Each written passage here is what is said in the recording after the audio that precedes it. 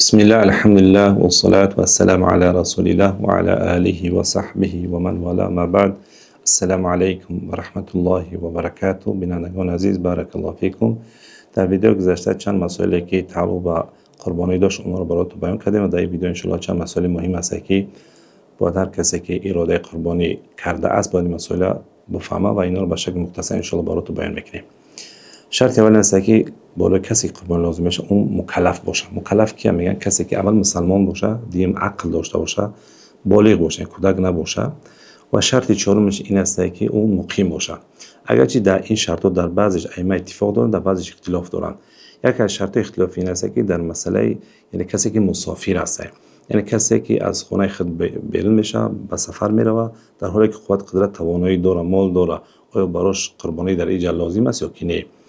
این در مذهب امام ابو حنیفه برای انسان مسافر قربانی واجب نیست. ما گفتیم که در ویدیو گذشته که قربانی در نزد مذهب امام ابو حنیفه بنا بر بعضی شرایط برای انسان واجب میشه. اگر شرایط نمیشه برای انسان واجب است که قربانی کنه، اگر نکنه گناهگار میشه. و اینو دلیل پیش میکنه که حضرت ابوبکر و حضرت عمر وقتی که مسافر میشدن اونها یعنی که قربانی نمیکردن. و در نزد دیگه از ائمه میگن سنت است، اگر انسانی که مسافر هم باشه، قوت قدرت داشته باشه، براش سنت است که چیکار کنه؟ قربانی بکنه.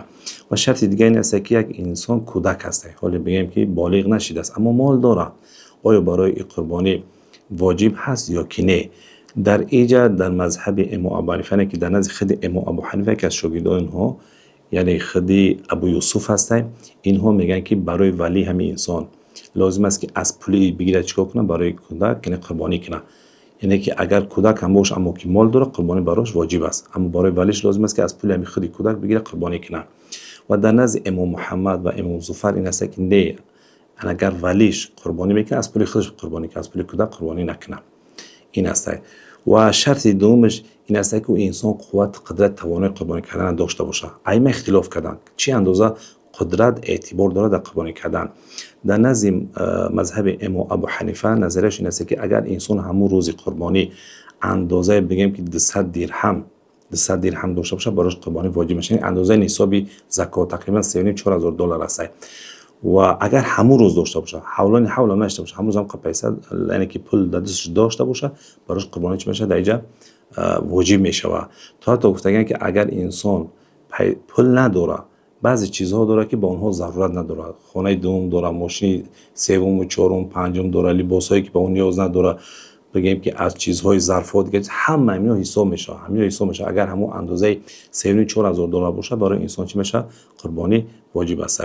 در مذهب امام مالک نظرش این است که اگر انسان همون مقدار پولی که داشته باشه که تا یک سال احتیاج به پول داشته باشه برای انسان سنت است که قربانی بکنه.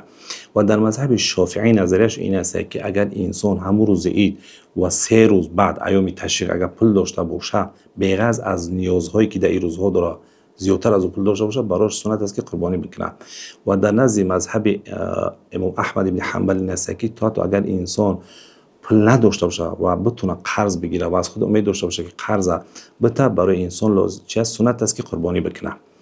و دیگه شرط است که او حیوانی که قربانی میشه باید او حیوان از تمام عیب‌ها اون چی باشه؟ پاک باشه. یکی مثل که بیمار نباشه. اگرچه در بعضی این شرط‌ها ائمه اختلاف دارن، در بعضی اتفاقی است. یکی مثل که بیماری سخت نباشه، دوم است که زیاد لاغر نباشه حیوانات، و سومش این است که کور نباشه، کاملا کور نباشه، چهارم است که شل نباشه، و پنجم است که دمش یعنی که بیشتری دمش یا که گوشش بریده نشده باشه. اگر کمتر از گوش یا دمش بریده شده باشه این حیوان میشه برای قربانی کردن است.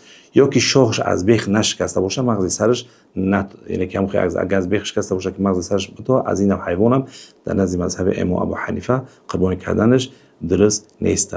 این شرط است که باید این شرط را هر یک انسان بدونه. بیان همین شرط ها برای چه کسا قربانی لازم میشه یا که نمیشه، یا که در مسئله انتخاب کردن حیوان چی نوع حیوان ها را انسان انتخاب کنه. ما در ویدیو گذشته گفتیم که از نوع حیوان در اینجا چی قربانی میشه؟ از اشتر، گاو و بز و گوسپند است. و اگر به طور مثال کسی از اشتر قربانی بکنه دیگه است که یک اشتر میتونه یک انسان خودش تنها شریک شه که 2 3 4 تا 7 نفر میتونه شریک بشن در یک اشتر.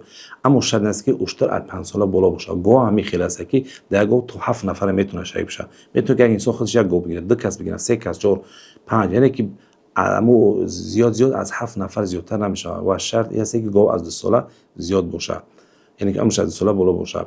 اگر از بز میکنه باید 1 ساله بالا باشه، اگر از گوسفند میکنه از 1 ساله بالا باشه. اما بعضی گوسفند هست که 6 ماه است اما اونو خیلی فربه از نوع قربانی کنه میشود. بارک الله فیکم. السلام علیکم و رحمت الله و برکاته.